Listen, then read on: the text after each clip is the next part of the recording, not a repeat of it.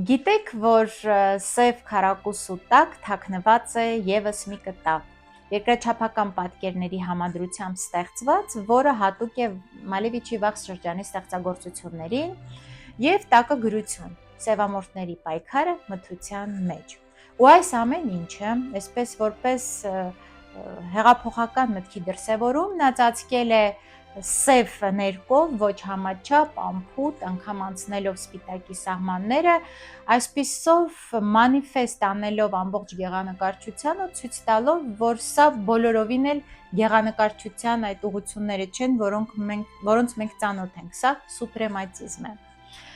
Իր այս նկարով կարծես Մալևիչը ուզում էր ասել, որ հնարավոր չէ փնտրել իմաստ այնտեղ, որտեղ չկա։ Եվ սա կեղծ լրջություն շարքից է նրանց համար, ովքեր տենչում են գտնել այդ իմաստը, որտեղ այն չկա։ Չինական մի ասույթ կա. դժվար է գտնել սև կատվին մութսենյակում, առավել ևս, եթե նա այնտեղ չէ։ Սա իմ կարծիքով մտքի այսպես հեղափոխական դրսևորում էր ու մանիֆեստ բոլորիս։